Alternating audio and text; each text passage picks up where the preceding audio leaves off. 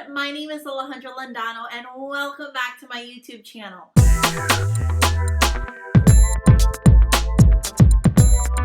On this channel, you find lots of videos specifically about teaching and working online from home. In today's video, I'm going to share with you 5 tips on getting your first Outschool class booked.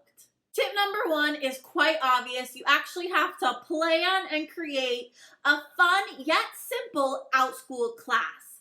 Now, there are a few ways I recommend you start doing this. When I first started, I wrote down all the ideas of classes I'd possibly like to teach.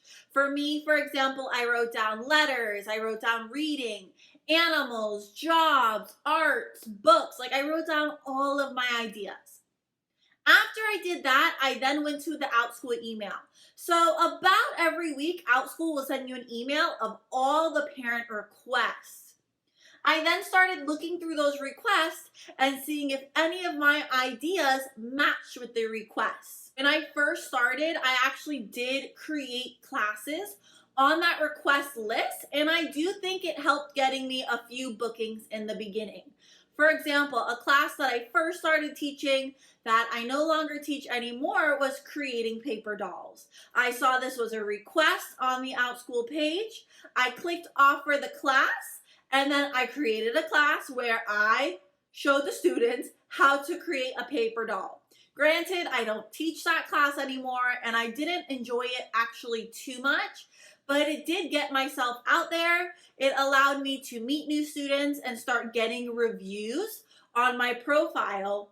So then when I created more classes, students were then attracted to my profile and saw some of those good reviews. But those are probably my 2 biggest tips or practical ways you can start creating your first Outschool class. I recommend you write down all of the ideas you have for teaching on Outschool and then looking at that Outschool email list. And if possible, click that offer a class link and create the class listing from there. Tip number 2, I recommend you reach out to family and friends. So what do I mean by this?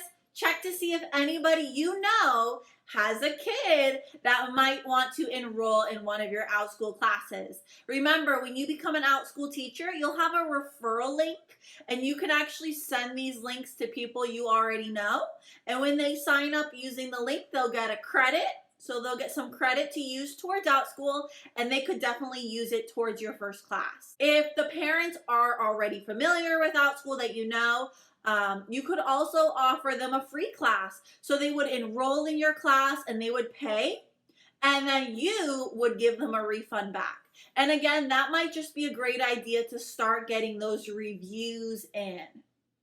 Tip number 3 is to join the Outschool Facebook groups. Now, I am in part of some of these Outschool groups, and I have posted my links on it from time to time, but I have seen some success with other teachers using them a little bit more frequently. So I definitely recommend you try this out. But again, I don't have a lot of experience using the Facebook Outschool groups, but there are specific Outschool groups that are for teachers to post their classes at a discounted price. And again, you really want to think, especially when you're starting, if you're not getting bookings, it seems like you're struggling a little bit, possibly provide some sort of discount, 50% off, a free class, to just get those reviews starting. And it really just helps in general so you can become a little bit more familiar with Outschool, with Zoom, all of that stuff. So again, tip number 3 is to definitely join some of those Outschool Facebook groups so you can share some of your ideas and possibly share a discount with other friends or people that you may not actually know. Tip number 4 is to open your Outschool availability.